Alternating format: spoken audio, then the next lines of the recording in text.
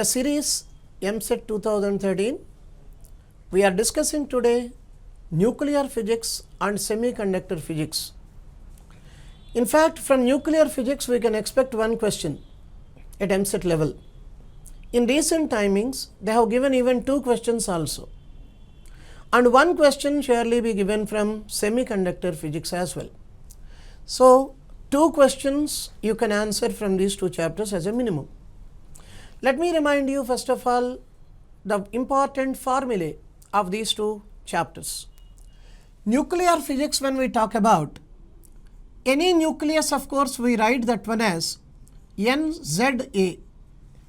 A represents the mass number and Z represents atomic number. And of course you can understand Z number of protons we will be finding in that, and A minus Z neutrons will be there in that nucleus as such. So what next we have to understand here? What is going to be mass defect in this particular case? Mass defect of this particular nucleus, we used to say like this: it is a difference of mass of the individual constituents of the nucleus and the mass of the nucleus as a whole. The difference of these two we call it as mass defect. Generally we represent this one as delta M. What is delta M now? Z times mass of proton.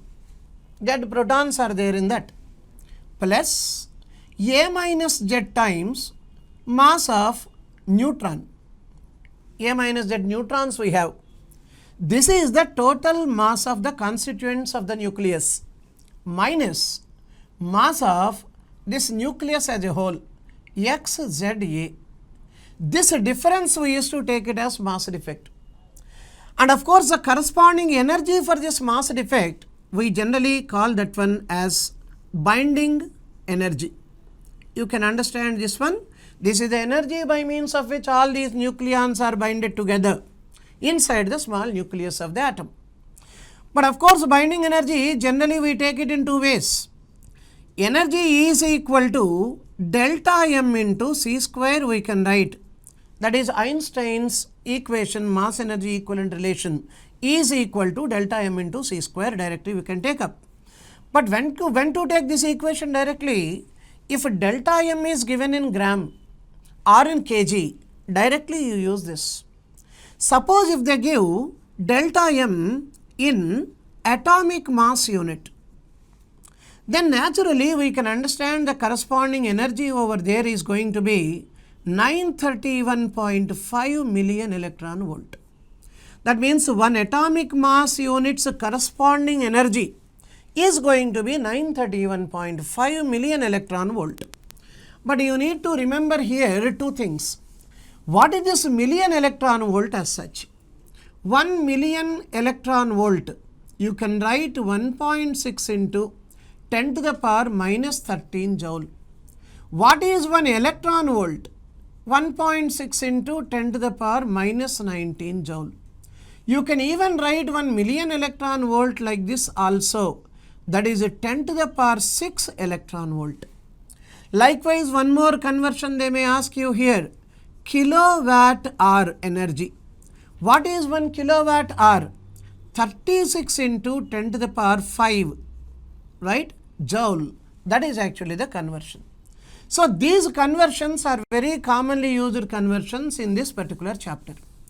So binding energy, suppose if you take and if you divide this one by the mass number, that is what is called as average binding energy or binding energy per nucleon. This is what we people used to take up. So this is also the one what they may ask you in problems. Come to the next one. What is the least value of binding energy per nucleon? That value is around 1.1 MeV. That is for deuterium nucleus. That deuterium nucleus in the sense we can write 1H2, deuterium. Now what is the maximum value around? Around 8.8 MeV. That of course usually for iron. And what will be the average value? This average value is nearly 8 million electron volt we people used to take up. So these are all the values for binding energy per nucleon, remember that point. Now based on these things, they may ask you a question to calculate the binding energy per nucleon.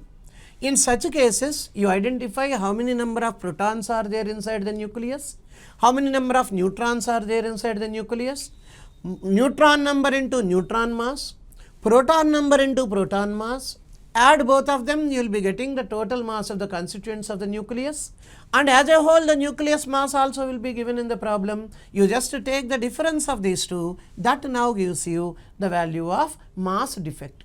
After getting that mass defect in atomic mass units, you can directly multiply that one by 931.5. That is the concept you have to remember.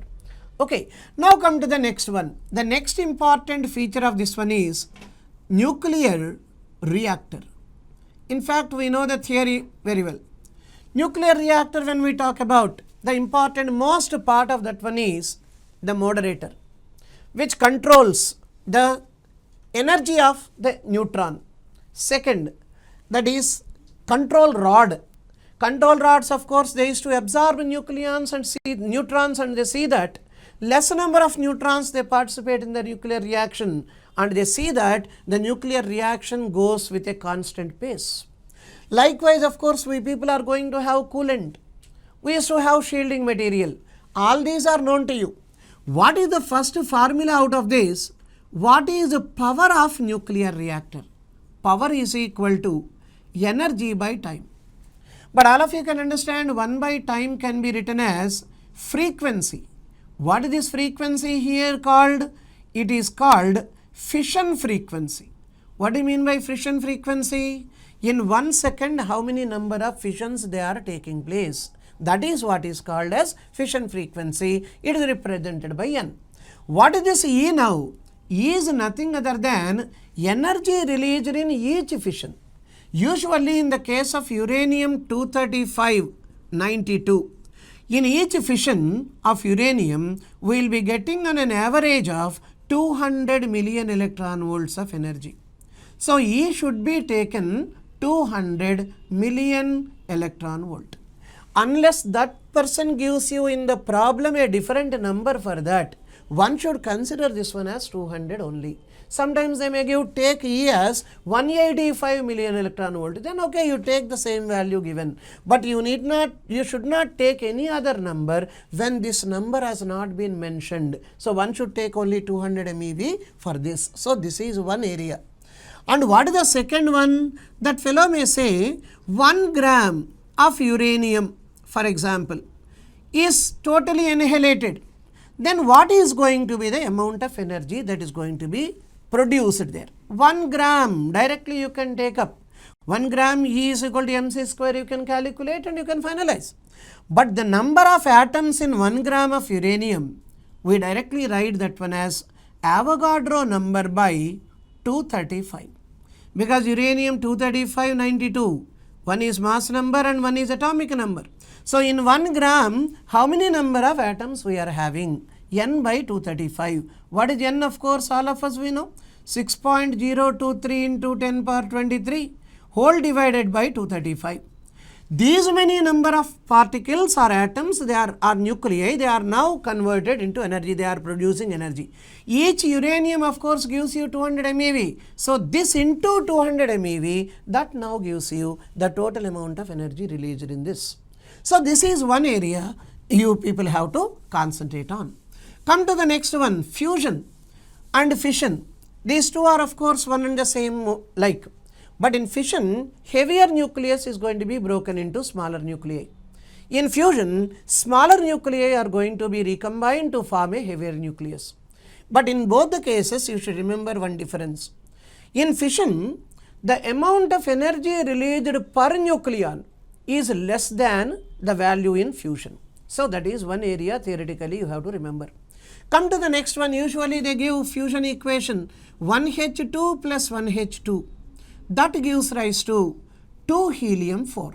This is the way they used to give. What is the total energy released in this case? So directly they will give you these two energies, add them. This energy they will be giving you. What is the difference of these two you take? That itself is the energy released in the system as such. So this is one zone you people have to concentrate on. Now come to the second one please, regarding semiconductor physics. What are the important features? First and foremost, PN junction diode. All of you know this one very well thoroughly.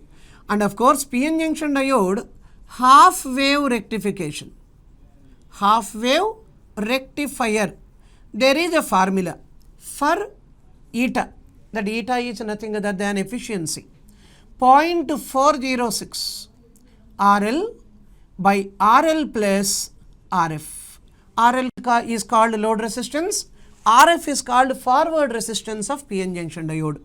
Exactly like that, if you take full wave rectifier, efficiency is 0.812 RL by RL plus RF.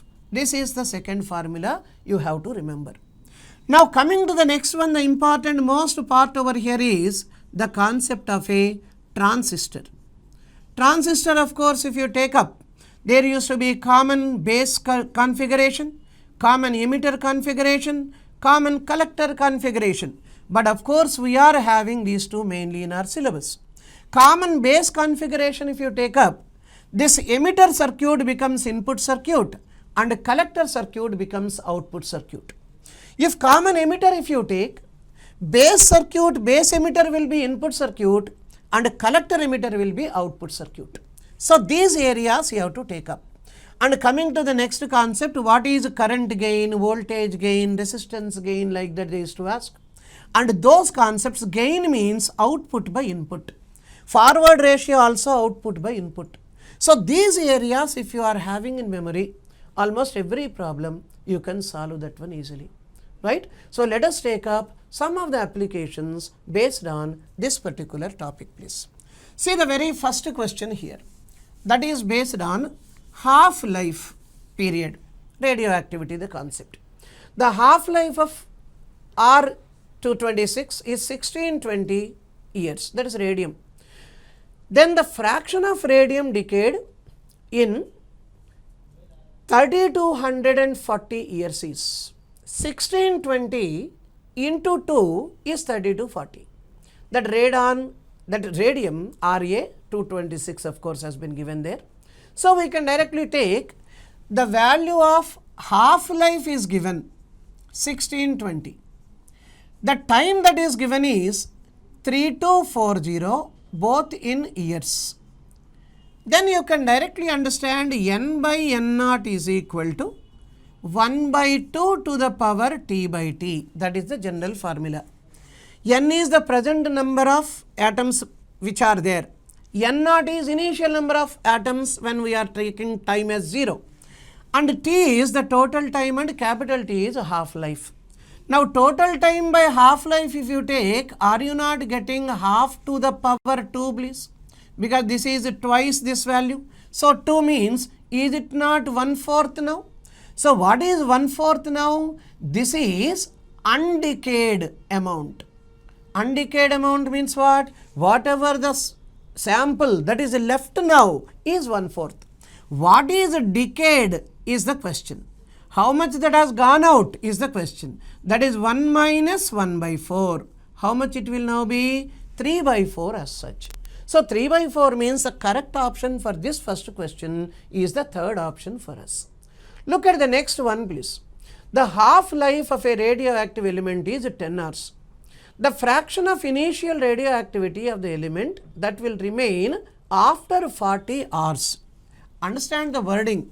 That will remain. Remain means what? It is an undecayed portion he is asking. So once again you can take this one. Half-life, that is capital T, is 10 hours he has given. And of course what is the total time given? 40 hours he said. That means how many half-lives are over here? 4 half-lives are over. So we can take n by n naught is equal to 1 by 2 to the power this 40 by 10. That of course 1 by 2 whole power 4. That of course you can write 1 by 16. So how much that part is that is left over there? 1 by 16th part that is left over there. Suppose if they ask you how much has been decayed, then again you should write 1 minus 1 by 16. That now becomes 15 by 16. But in this particular case, he is asking you how much is undecayed. That means 1 by 16 must be your correct answer.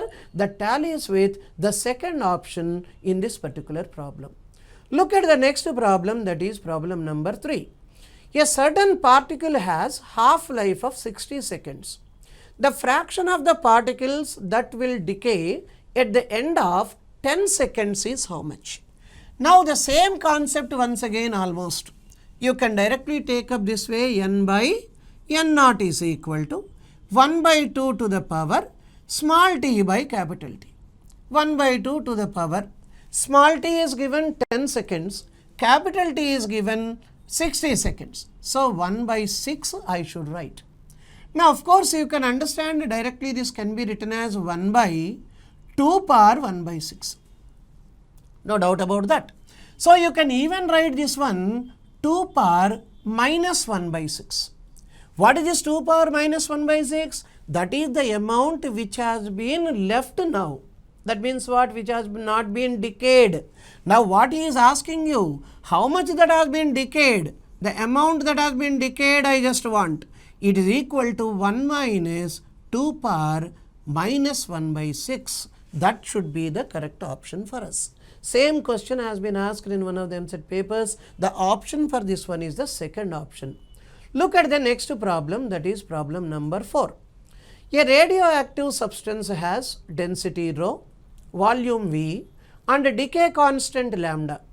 If the molecular weight of the substance is capital M and Avogadro number is Na, then the radioactivity of the substance after the time t is how much? That is the concept. First and foremost, you should understand what is this formula for activity. Activity, when you call it, or you can even call it as radioactivity, that is n times lambda. What is this n times lambda over here? In other words, you can call this n as number. In what way we should write this one? M by m times lambda. What is this m now? Mass of that element. What is this capital M now? Molecular weight of that element that has been given there. So you can now write this m. In other words, mass is equal to volume into density. Volume is V, density is rho. Now like that, how many atoms are there in that? Avogadro number of atoms we are having. What is the Avogadro number? Of course, you know, Na it is given there in the problem, right? Whole divided by the value of m. That is true, right? In addition to that, what is it you are having? This Na into e power minus lambda t will be there after t seconds he is asking. So this into the lambda value to be taken up. So lambda V rho Na e power minus lambda t by m. What is the option that is given correctly over here? Look at the first option please. Lambda V rho Na e power minus lambda t by m. This is actually the concept. Same has been given in one of the Eamcet papers earlier. So these models are very, very important as far as Eamcet like exam that is concerned. Look at the next number please. Problem number 5. If 200 million electron volts of energy is released in the fission of uranium-92-235, the number of nuclei that must undergo fission to release an energy of 1000 joule is how much? That is the concept. You can directly understand 200 million electron volt. For how many we people are getting? For one uranium-235-92 atom. Now for one uranium nucleus, when it is totally giving out this much of energy, for 1000 joules, how many such atoms are needed? That is the question what he is asking. So let us write this way. For 1000, this is how much? Now this is only one atom here, that is one nucleus. So 1000 by, you should write this, 200 million electron volt, 1.6 into 10 power minus 13. because 1 electron volt is 10 power minus 19, we have to write here. Million means into 10 to the power 6, then automatically this becomes 1.6 into 10 to the power minus 13. Now you can simplify this one, cut 1 0 with this 16 first of all. This 20, it goes exactly 50 times. Now automatically you can write here 50 by 16, 25 times 2 and 8 times 2. So 25 by 8 into 10 power 13. See what are the options he has given you, you see there. 25 by 8 means 3 times 24. Point 1 time, that is 8, 20 this time. 2 times 16 and 5 times. So 3.125 into 10 power 13. These many such uranium atoms or nuclei are needed for us to get these many joules of energy. So the option for this particular question is the very first option, 3.125 into 10 to the power 13. That is the concept. Look at the next one now, that is question number 6. Two deuterium nuclei, each of mass m, fuse together to form a helium nucleus, releasing an energy E. If c is velocity of light, then the mass of helium nucleus formed will be how much? Just now I have reminded you the equation for fusion reaction. What is the concept here? Two deuterium nuclei, 1H2 plus 1H2. That now has given you one alpha particle, that is helium nucleus, plus some amount of energy. That is what has been given there. Now his question is, what is the mass of helium nucleus? That is the point. Mass of helium nucleus means, now you take mass of helium is mass of deuterium plus mass of deuterium minus corresponding mass of this energy. All of you know very well E is equal to mc square formula. From this, can't you write mass is equal to E by c square, please? So that value you can write corresponding mass over here. So m of deuterium plus m of deuterium minus, what is the mass corresponding to this energy? It is E by c square. So what you should write now?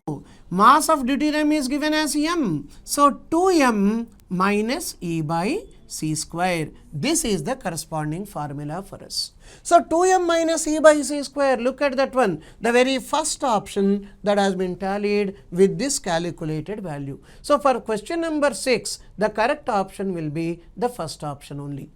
Look at the next problem, that is problem number 7. If 200 million electron volts of energy is released in the fission of one nucleus of uranium-92-235, the number of nuclei that undergo fission to produce energy of 10 kilowatt hour in 1 second. That is the concept. Once again, you can all understand well, 200 million electron volt, that is 200 into 1.6 into 10 power minus 13 joule. These many is now giving that much energy is we are getting from one uranium-92-235.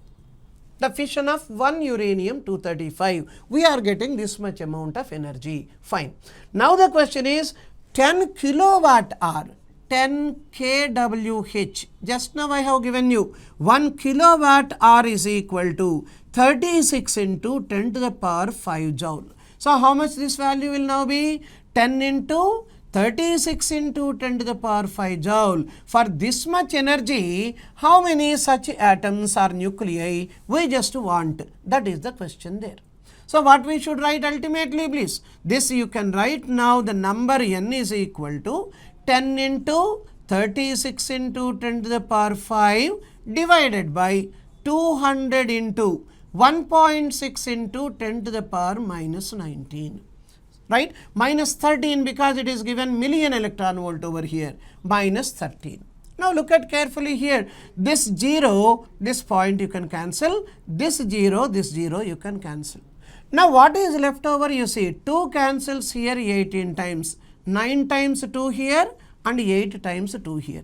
So 9 by 8 into 10 power 13, if it is going up, you are left with 10 power 18 because 5 plus 13 now becomes 18 please. So 9 by 8 into 10 power 18. What is the value you are getting here? 9 by 8 is 1 point, right? Once again 10, once again 1 into, that is 2 times, 5 times into 10 power 18.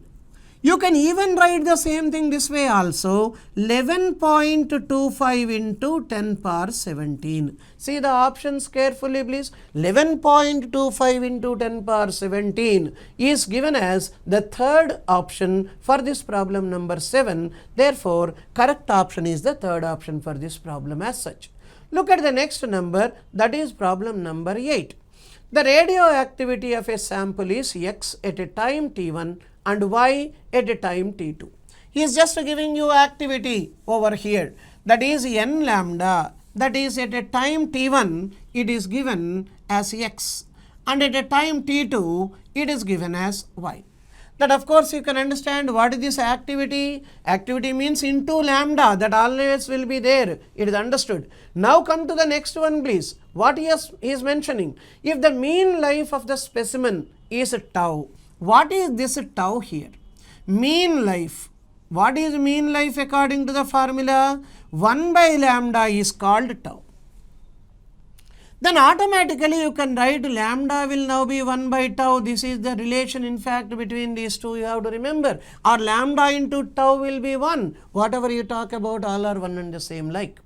Now the question is the number of atoms that have disintegrated in the time interval of T1 minus T2. T1 minus T2 means automatically you can say X minus Y will be there. In addition to that, actually we have to write into 1 by lambda. So what will that value now be? Into tau. So what will you get over here? X minus Y into tau. That is now going to be the correct option, which is the fourth option for this problem number 8 as such. Look at the next number, that is problem 9. Atomic mass of carbon 613 is 13.00355 atomic mass units and its mass number is 13. If 1 AMU is 931 million electron volt, binding energy of the neutrons present in the nucleus will be how much? Now look at first of all, what is one atomic mass units equivalence I have already given you. 1 AMU is equivalent to 931.5 million electron volt, no doubt about that, we know it. But the concept here is, what is one atomic mass unit in general? It is 1/12 the mass of carbon atom. Carbon which one? Carbon 12, not an isotopic form of it. So 1/12 of this one will be how much officially? 1.67 into 10 power minus 27. That is actually the mass which is called 1 AMU, which in fact is the mass of a proton also. Now here he has given you 13.00355 what? Atomic mass units he has given. This is of what? Carbon 613. That in the sense individually when we take. And of course mass number is given 13. So subtract that mass number from this. Then whatever the value you people are getting, that we should call it as delta M, which is called mass defect. What is mass defect in this particular case now? 00355 atomic mass units. But what is the question he is asking you? Binding energy of the neutrons present. How many neutrons are there in this one? We know very well 13 minus 6, which is 7 neutrons we have in this one. So binding energy of 7 neutrons we just want. So what will be the value of delta M here? 0.00355 atomic mass units. So what will be energy now? 0.00355 into 931 what? Million electron volt. That for each molecule, that is each nucleon. Like that, how many we are having here? 7 we people are having. Come on, multiply this one, you will be getting 1.68 million electron volt around you will be getting. So 1.68 million electron volts, what will be that option? It is a third option that's going to be tallied for this particular question number 9. Look at the next model please. 10th question has been given in one of the previous Eamcet papers again. A free neutron decays spontaneously into. Neutron in fact cannot be like neutron when it comes out of the nucleus. In fact, inside the nucleus also we know pretty well, neutron is to be converted into a proton and vice versa process also is possible. So, neutron when it comes out into free space, it cannot stay like neutron. Then immediately it gives out what? One proton, one electron and an anti-neutrino. So, neutron when we take this one, this gives rise to one proton, one electron, one anti-neutrino. That nu bar we people used to represent with. It is simply a small energetical particle we people used to take up. So, this is actually the disintegration of neutron. So, one proton will be there, one electron we will be getting. In addition to that, an anti-neutrino also is going to be observed there. That means which option that is correct there? Very first option that is going to be correct in this particular question number 10. Look at the next one, that is problem number 11. Particles and antiparticles, they will have. First and foremost, you need to remember, there are certain particles of which we find even antiparticles also. For example, if you take electron, electron of course has got an antiparticle that is called positron. You can understand electron is represented by -1 0. And positron is represented by +1 0. What is this 0 indicating? When comparing to any mass of any other particle, electron's mass is negligibly small. Therefore, for this particular specification, we put that mass is almost 0 like. Therefore, we put it 0 like. That is the point. But here, electron and positron do have the same properties, same masses, same charges. But only thing is one positive, one negative and so on and so forth. But what we will be finding is they will be having the same masses but opposite magnetic moments. The magnetic moments of these two are going to be opposite. But spins of course will be same, everything same. Mass will be same but opposite magnetic moments will be having. That is the criteria for us to take a pair as particle and antiparticle pair. So, which is the correct option for this question number 11 please? The masses, same masses but opposite magnetic moments. That means the second option which is going to be the correct option for us. Now, look at the next one, that is 12th one. While a collector to emitter voltage is constant in a transistor, the collector current changes by 8.2 milliampere. When the emitter current changes by 8.3 milliampere, the value of forward current ratio, that is the point. All of you should first of all understand this language. Forward current ratio, forward voltage ratio, forward gain, that is current gain, voltage gain, resistance gain, all these things whenever we take up, that is output value by input value. This is actually what we call it as either forward ratio or gain. Suppose forward current ratio, he is asking you here. That means current output divided by current input. That is what we call it as forward current ratio. This is the point you have to remember. So, forward current ratio means this way we write. Suppose forward voltage ratio tomorrow if we ask, then okay, current, that is voltage output by voltage input. But you should identify what is output voltage, what is input voltage. What are the values given? You see, first of all, collector current changes by 8.2 milliampere. Collector current, that of course you can write delta IC. When emitter current changes by 8.3 milliampere, so this is 8.3 milliampere, this is delta IE. Now he is talking about common emitter configuration.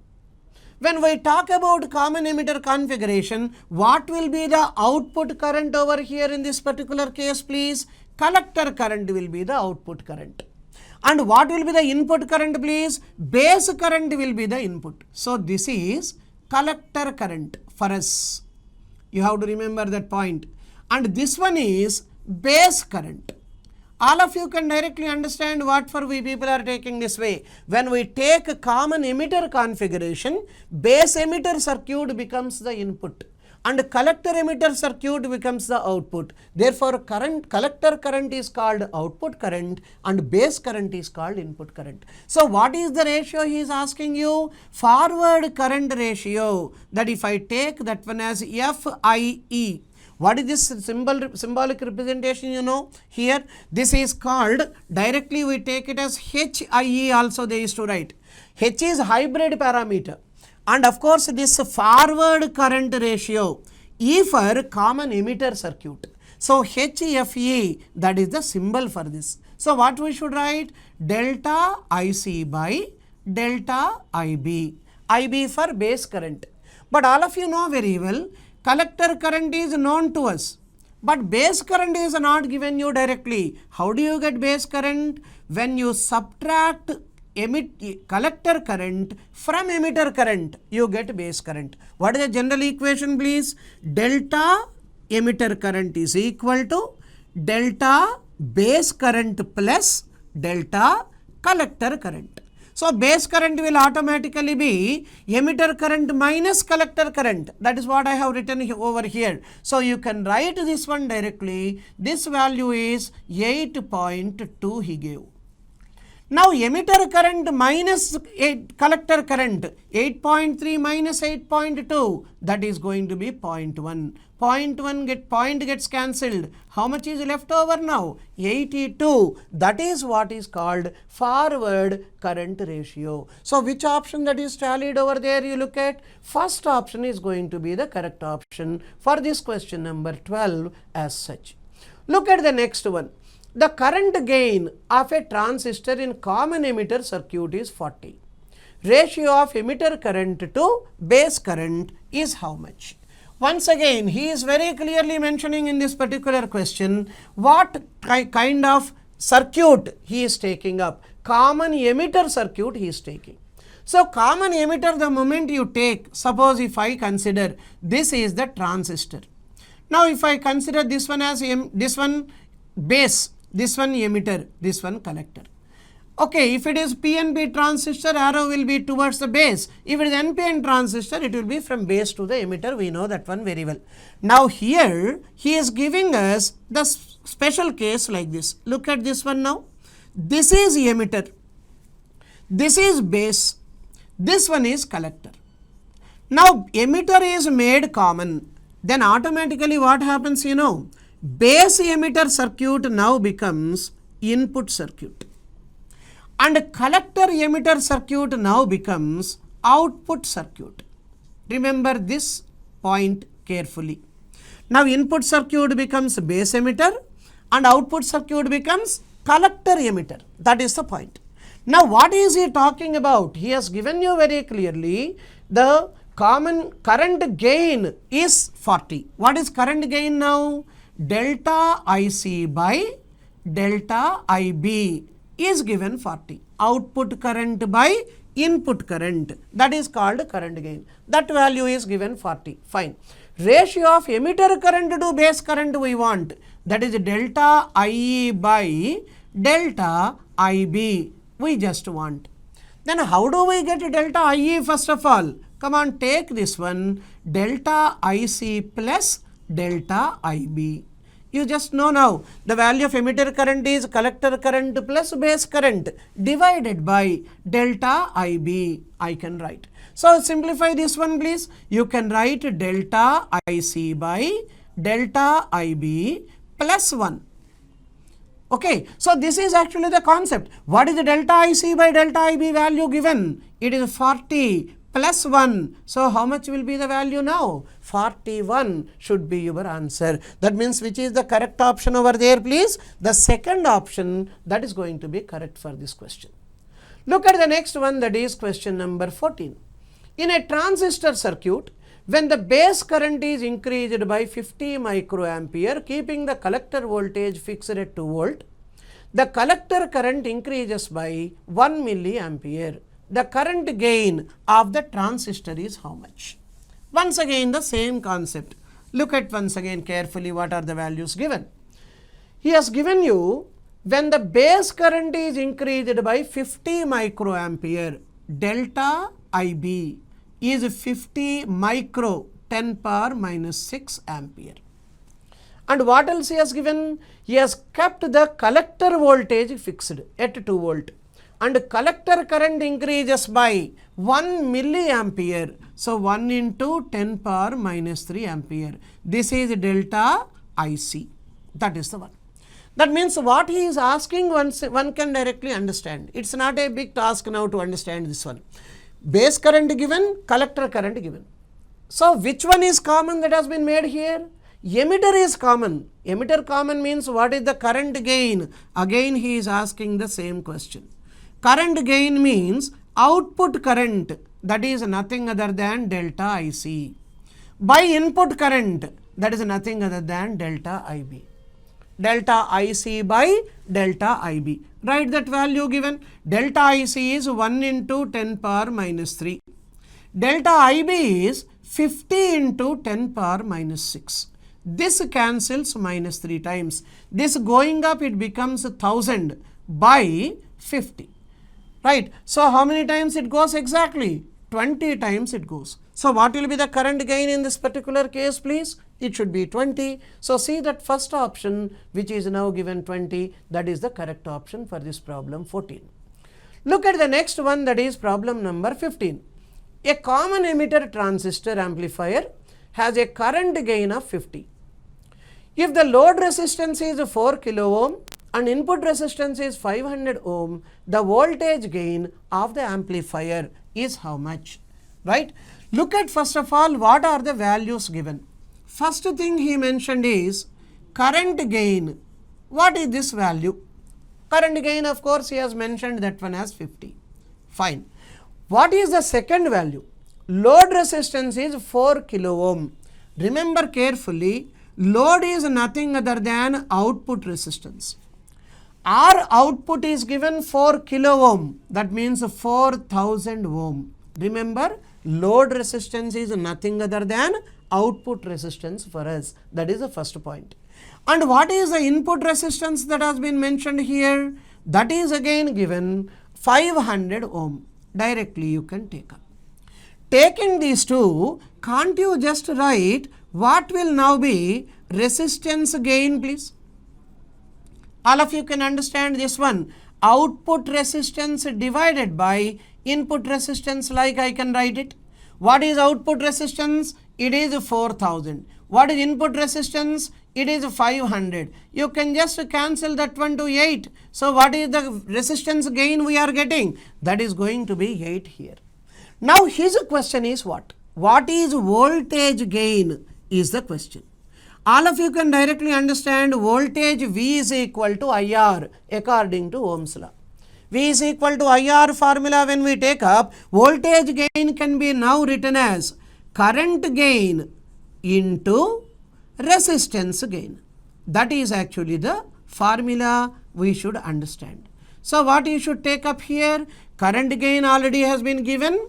Resistance gain has already been calculated. Come on, write down those two values. 50 times it is 8. So exactly we will be getting 400. So what is the correct option for us now? 400, which is the fourth option that's going to be correct for this problem number 15.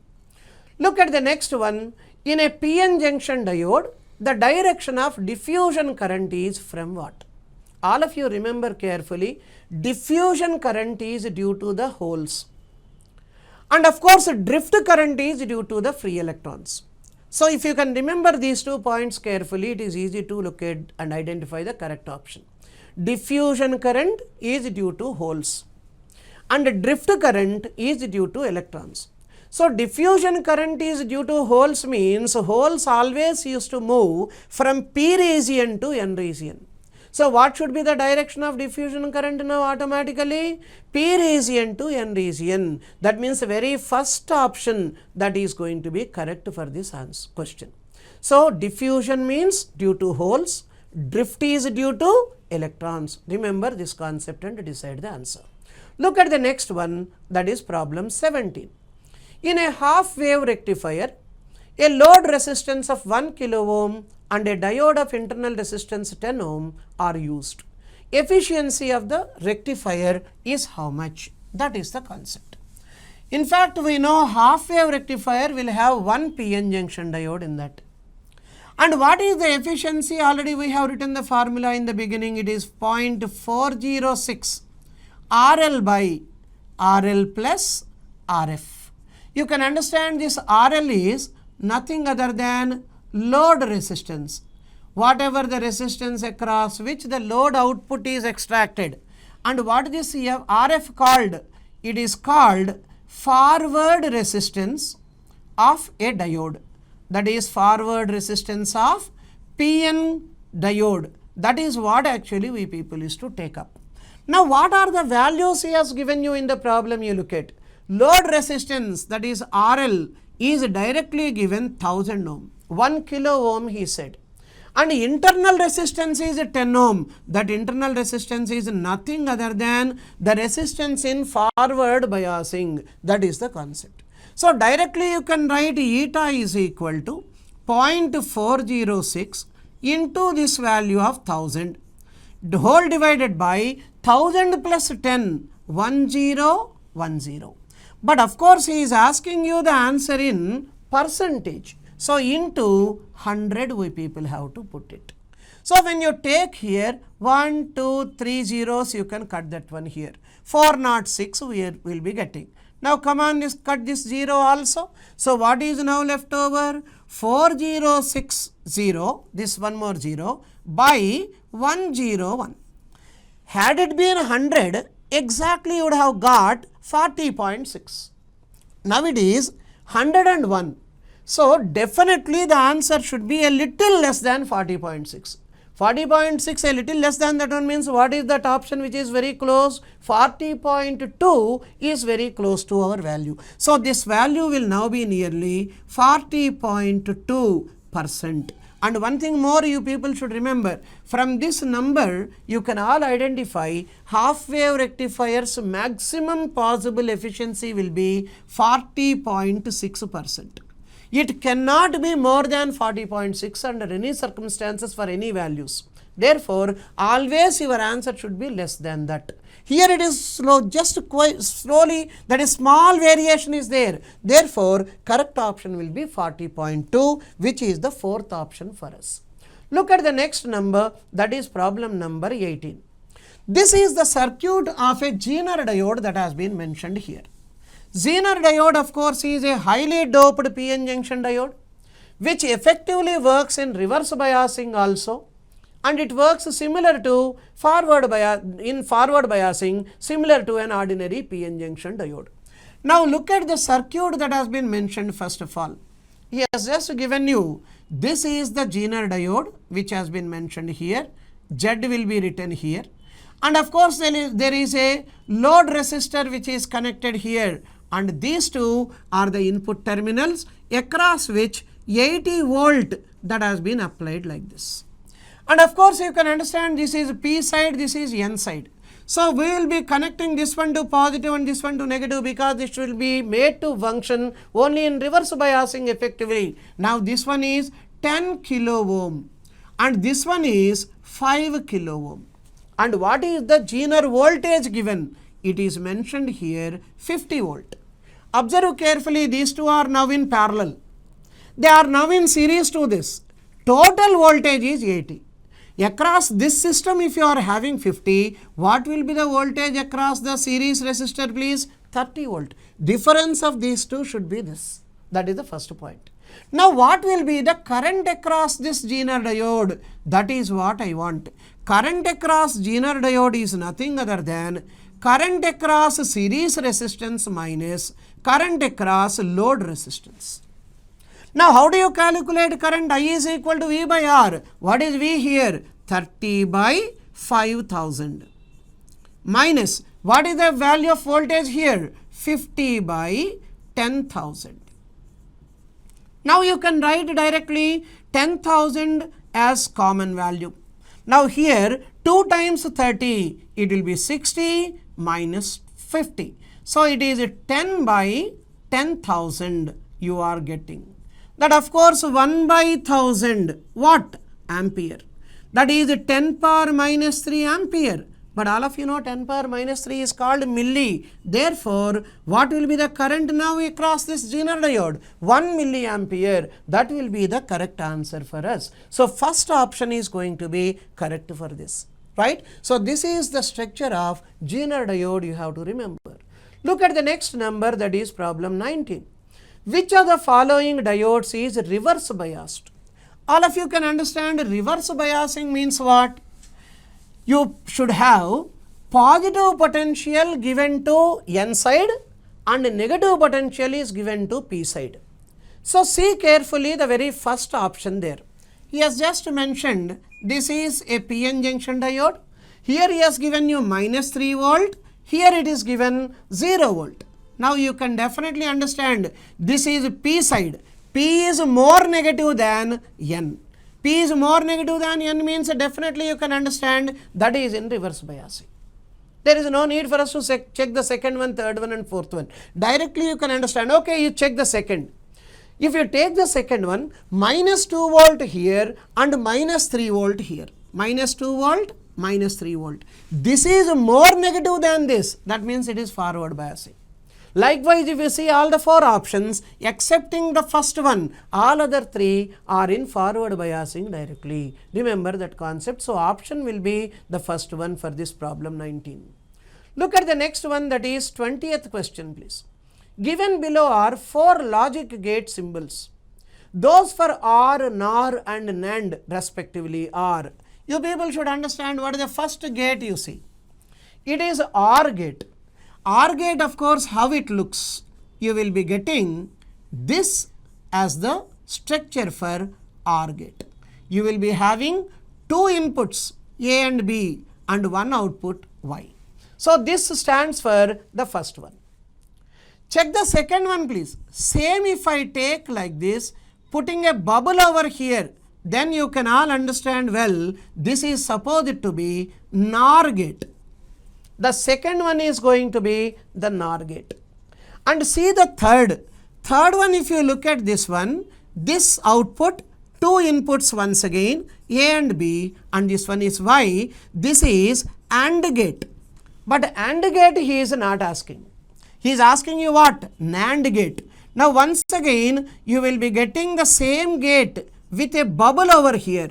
If they give a bubble like, you should consider this one to be a NAND gate as such. So, one is the OR gate, second one is NOR gate, fourth one is NAND gate. So, see the options A, B and D must be OR, NOR and NAND gates respectively. So, fourth option is the correct option for this question number 20. Look at the next number, that is 21st this time. Which of the following gates can be termed as a building block for any digital circuit? In all digital circuits, usually we will be having several gate combinations. But when you are having NOR gate and NAND gate, if you have these two, from these two, you can obtain every other gate whatever that we are having. Like NOR gate, from that you can get OR gate. How do you get that one? Means if you just connect a NOT gate to that, that automatically becomes OR gate. If you connect a NOT gate to this one, this automatically can become an AND gate. Likewise, when you are having these two, they are mainly called building blocks. But in this particular question, he is asking you only one, which is called building block. So, which one is correct option there? NAND gate must be the one and only option we are having there. So, first option is the correct option for this question number 21. Look at the next one now. The nature of the gate obtained by the combination as shown is how much? Is what actually? He is just giving you a gate which is OR gate here. Observe carefully, there are 2 inputs mentioned there, A, B and of course one output directly. This is OR gate, first thing. But here what he has done, you see, he has just connected a NOT gate. So, this is ultimate output what we are getting. So, OR plus NOT. that gives rise to NOR.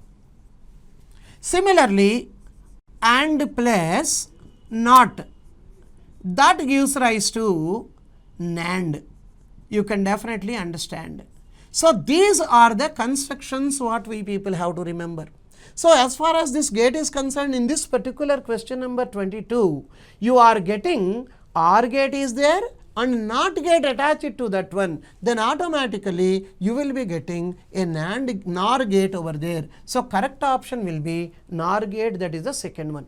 But just to look at one more, suppose if I take AND gate like this, observe this point carefully.